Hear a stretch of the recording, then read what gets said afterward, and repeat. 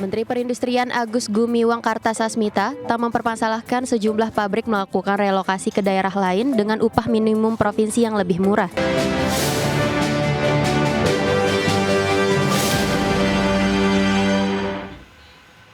Pemirsa, Menteri Perindustrian Agus Gumiwang Kartasasmita menegaskan pemerintah pusat tidak mempersoalkan relokasi pabrik selama aktivitas industri tersebut tetap berada di dalam wilayah Indonesia dan tidak menggerus kapasitas produksi nasional.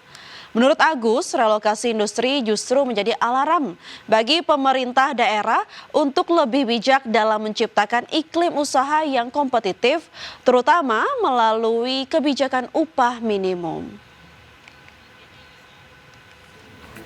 Menteri Perindustrian Agus Gumiwang Kartasasmita tak mempermasalahkan sejumlah pabrik melakukan relokasi ke daerah lain dengan upah minimum provinsi yang lebih murah. Namun Agus berharap agar relokasi pabrik masih di wilayah Indonesia dan tidak mengurangi kapasitas produksi. Menperin juga meminta kepala daerah untuk menetapkan UMP dengan wajar agar investor tidak lari dari wilayahnya. Menurutnya, setiap daerah harusnya berlomba menetapkan UMP yang kompetitif, lantaran hal ini menjadi salah satu syarat untuk menumbuhkan perekonomian dan menumbuhkan investasi baru di daerah. Bahwa kami di Kemenperin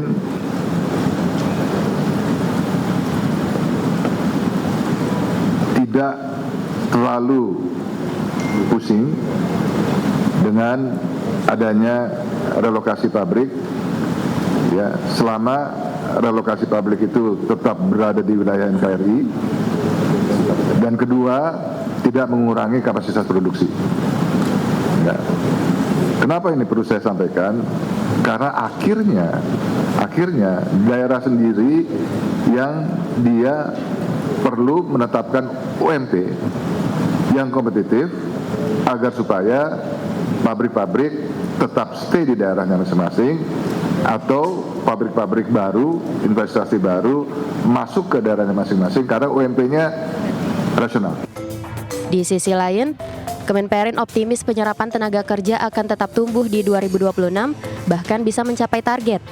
Dari sisi industri, penyerapan tenaga kerja diproyeksi bisa mencapai 21,6 juta pekerja sepanjang tahun depan. Dari Jakarta, Ade Firmansyah, IDX Channel. Presiden Prabowo Subianto berkunjung ke lokasi bencana di Aceh Tamiang, di mana Presiden meninjau pembangunan hunian sementara yang dibangun Danantara untuk warga terdampak banjir dan longsor. Presiden Prabowo Subianto meninjau struktur dan fasilitas hunian yang dibangun BPI Danantara bernama Rumah Hunian Danantara di Kebun TJ Sumanto, Karangbaru, Aceh Tamiang, Aceh. Presiden melihat langsung kondisi bangunan serta kelengkapan fasilitas yang disiapkan bagi warga terdampak. Hunian ini dilengkapi berbagai fasilitas pendukung, antara lain toilet, kamar mandi, dapur umum, musola, serta taman bermain. Hunian ini juga dilengkapi fasilitas tempat tidur, kipas angin, serta akses wifi gratis untuk menunjang kebutuhan dasar para penghuni. Sebanyak 198 unit telah selesai dibangun pada 1 Januari 2026, disusul total 600 unit yang akan siap huni pada 8 Januari 2026. Danantara menargetkan pembangunan hunian secara keseluruhan mencapai 15.000 unit dalam 3 bulan. Itu ya, saya terima kasih sekali lagi. Saya nanti minta koordinasi yang ketat karena tadi dilaporkan ke saya bahwa kebutuhan rumah seluruh 3 provinsi adalah sekitar 90.000. Ya kan? Tiga provinsi yang rusak berat. Apakah yang 15.000 nanti bagian dari 90.000 itu? Itu yang harus dibicarakan. Ya. Usai meninjau pembangunan hunian sementara, Presiden menggelar rapat terbatas dengan 10 Menteri Kabinet Merah Putih, Gubernur dan Wakil Gubernur Aceh, serta Bupati Aceh Tamiang. Tim Liputan IDX Channel.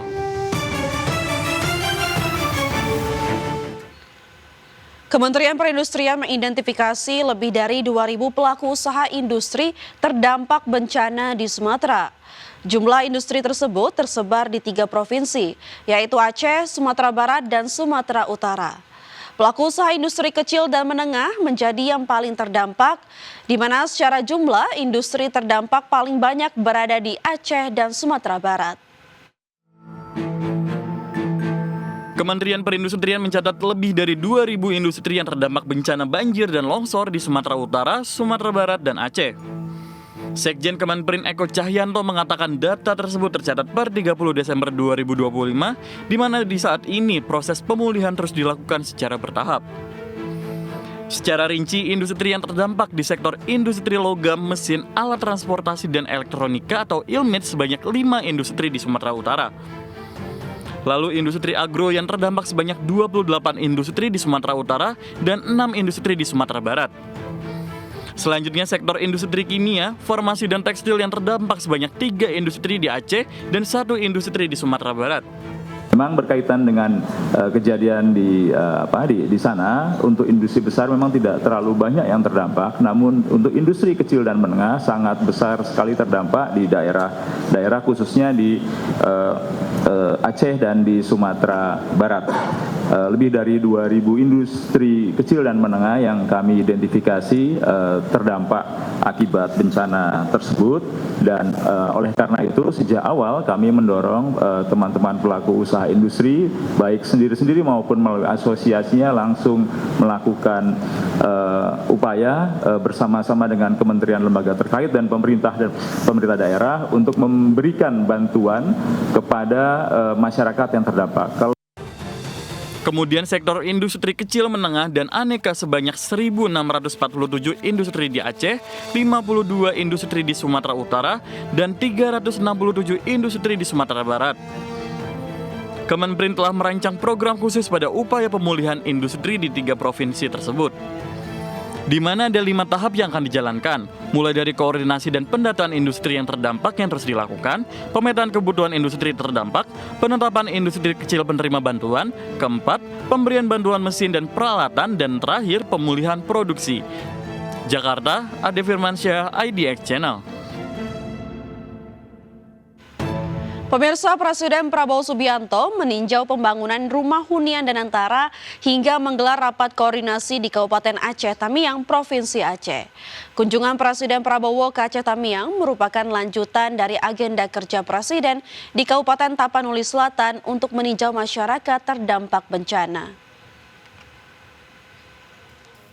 Presiden Prabowo Subianto meninjau pembangunan rumah hunian Danantara hingga menggelar rapat koordinasi di Kabupaten Aceh Tamiang, Provinsi Aceh.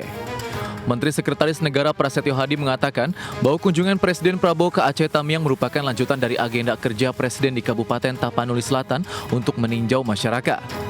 Menurut pras akrabnya, saat ini ratusan unit hunian telah dibangun sebagai bagian dari rencana pembangunan 15.000 unit hunian di 3 provinsi terdampak bencana.